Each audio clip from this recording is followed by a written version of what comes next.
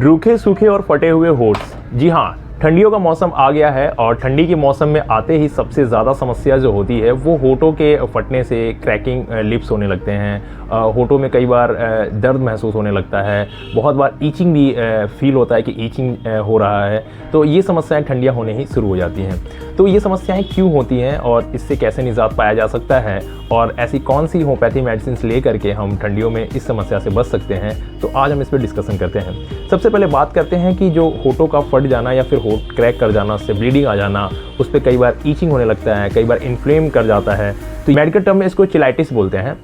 तो ये चिलाइटिस एक बीमारी होती है जिसमें बेसिकली होठों का फटना होता है। इसमें कई टाइप्स के चिलाइटिस होते हैं, हम उतना डीप में नहीं जाएंगे। तो बेसिकली हम बात करते हैं कि चिलाइटिस होता क्या है और इससे कैसे निजात पाया जा सकता है। क्रैक लिप्स या चैप्ड लिप्स भी बोलते हैं। तो बेसिकली इसके होने की जो वजह है, कॉज है, इस पर हम बात करते हैं ऐसा क्यों होता है। एक्चुअल में जब ठंडी का मौसम आता है तो मॉइस्चर की जो की कमी हो जाती है, वेदर बहुत ठंडा होता है, तो इसकी वजह से हम देखते हैं कि बहुत जल्दी जो लिप्स होते हैं हमारे वो क्रैक करना स्टार्ट कर जाते हैं। और दूसरा जो रीज़न होता है इसमें होती है न्यूट्रिशनल डेफिशिएंसी। जी हाँ, न्यूट्रिशनल डेफिशिएंसी में कई बार ऐसा होता है कि विटामिन बी की कमी हो जाना, जिंक की कमी हो जाना या आयरन की कमी हो जाना, इसकी वजह से भी देखा गया है कि होठों का फटना ज़्यादातर केसेस में ऐसा होता है। और तीसरा जो रीज़न होता है वो बेसिकली एलर्जी होता है। कई लोगों की एलर्जी भी होती है कि एलर्जी के होने की वजह से उनके होठ क्रैक करने लगते हैं।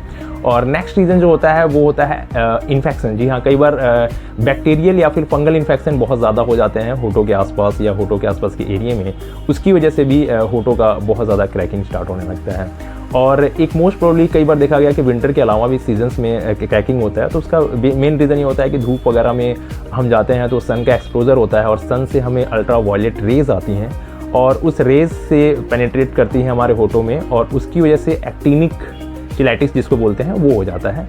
तो ये कुछ मोटे मोटे रीजन्स हैं जिसकी वजह से ये होता है और इसकी अब कुछ हम देखते हैं कि किस तरह से इससे निजात पाया जा सकता है। बेसिकली इस समस्या से बचने के लिए आप लोग बहुत सारे लिप बाम्स वगैरह लगाते हैं, बहुत सारे वैसलीन्स, बहुत सारे क्रीम्स वगैरह या मॉइस्चराइजर्स वगैरह आप लगा के थक चुके होते हैं। कुछ समय के लिए आराम रहता है लेकिन फिर से वही प्रोसेस रिपीट करने लग जाती है। हम बात करेंगे कुछ होम्योपैथी के ऐसी मेडिसिन के बारे में जिसका अगर आप यूज़ करेंगे तो आपको बहुत जल्दी रिलीफ मिलेगा और ये हमेशा के लिए आप इससे निजात भी पा सकते हैं। तो आइए बात करते हैं कुछ होम्योपैथी मेडिसिन के बारे में।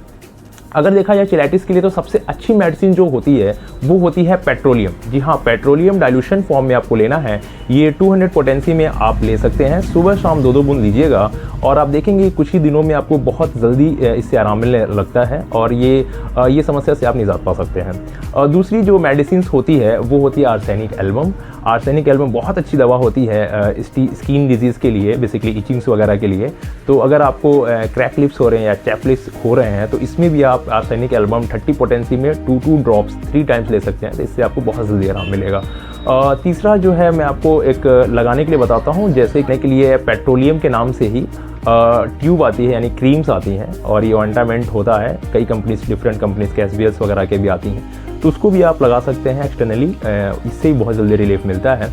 और अगर आपको लगता है कि आपको बहुत क्रोनिक है, कई साल से है, बहुत मेडिसिन करा के थक चुके हैं, तो आप बायो कॉम्बिनेशन नंबर 20 ले सकते हैं 4-4 टैबलेट दिन में 3 बार और इससे बहुत जल्दी आराम मिलेगा आपको। तो ये कुछ ऐसी मेडिसिन हैं जिसको लेकर के आप इस बीमारी से जड़ से राहत पा सकते हैं।